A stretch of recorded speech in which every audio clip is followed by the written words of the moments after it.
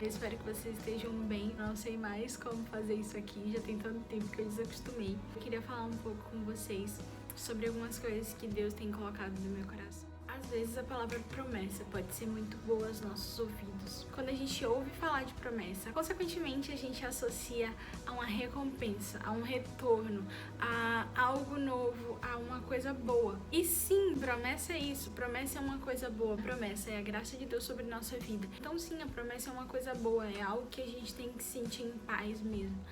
Mas muitas das vezes, por a gente ter essa certeza que a promessa é algo bom, a gente acaba esquecendo que para chegar nessa promessa existe um processo. E muitas das vezes não sabemos lidar com esse processo. E começamos a nos acostumar com a promessa, falando, nossa, não, vai ser bom isso, vai acontecer. Que antes disso existe um processo que muitas das vezes vai ser muito doloroso. Então acaba que quando a gente começa a entrar num processo, a gente não sabe lidar com isso. O que é que isso gera na gente? Gera incredulidade. Isso começa a gerar incredulidade na nossa promessa, começa a ficar ansioso, começa a ver que as coisas estão dando errado, começa a pensar, nossa, isso não tem como acontecer, eu não tô pronta pra isso, eu não nasci pra isso, eu não tenho condições de criar um canal no YouTube, eu não tenho condições de evangelizar pras pessoas, eu não sei falar do amor de Jesus. A gente começa a criar uma incredulidade no nosso coração, na promessa, e a gente começa a desacreditar da palavra de Deus. E hoje eu quero dizer pra você, se você tá incrédulo na sua promessa, é porque você não está confiando na palavra de Deus. Quando a gente começa a criar incredulidade na promessa, é porque a palavra do Senhor não tem sido suficiente na nossa vida. Nós precisamos hoje começar a rever isso, cara, porque muitas coisas têm acontecido no Brasil, muitas coisas têm acontecido no mundo. Todas essas coisas que estão acontecendo paralisou muita gente. Muita gente começaram a duvidar da sua promessa, porque o tempo paralisou. O tempo não paralisou, o tempo continua passando. O mundo todo pode ter parado, mas você não pode parar.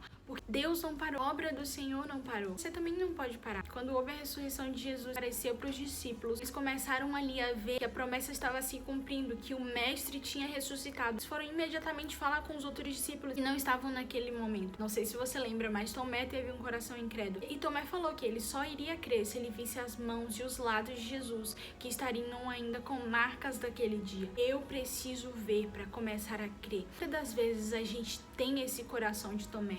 A gente começa a pensar que não, eu não posso, eu não sou capaz, porque a gente está vendo tudo paralisado. Você já deve saber que a fé não é aquilo que a gente vê, mas é aquelas coisas que a gente não consegue ver. Então, por isso, começa hoje a brotar essa fé no seu coração. Eu acho muito engraçado que Jesus chama ele, mostra as mãos, mostra o lado, e ele fala, Senhor meu e Deus meu. Então, o Senhor afronta ele e fala assim, então quer dizer que agora você acredita, porque você viu, você está acreditando? A palavra não é o suficiente para você acreditar em mim?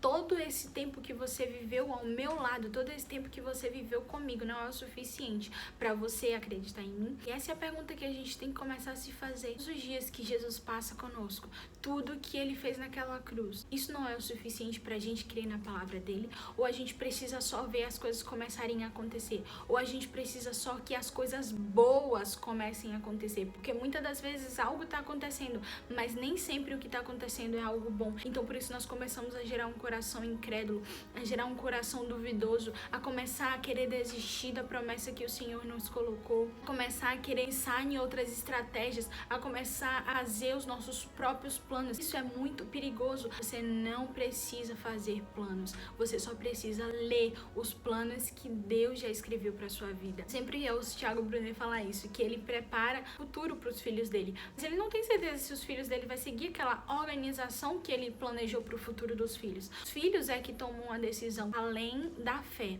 além de você começar a crer, você precisa começar a agir. Você precisa começar a trabalhar em cima daquilo que o Senhor te entregou. Eu passei por muitos momentos na minha vida que eu estava tentando escrever a minha própria história. Eu passei por muitos processos na minha vida em que eu queria escolher. Sabe o que aconteceu com todas essas coisas que o tempo inteiro eu tentava começar a escrever, começar a planejar? Deu errado. Sempre deu errado. Chegou um momento chave que eu comecei a orar e falar, Senhor, eu não quero mais escrever a minha história. Eu não quero mais escrever o meu futuro, mas eu quero que o Senhor me mostre aquilo que o Senhor preparou para minha vida.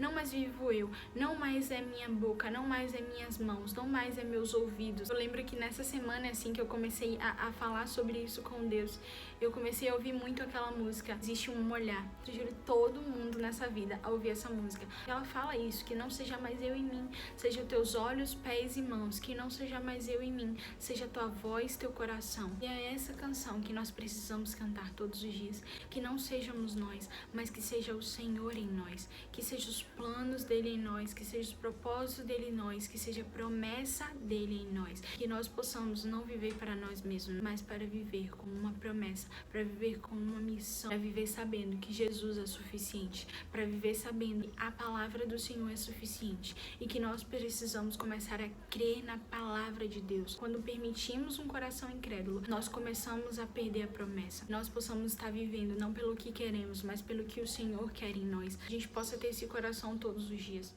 É isso, galera, eu me empolguei um pouquinho só, assim, sabe?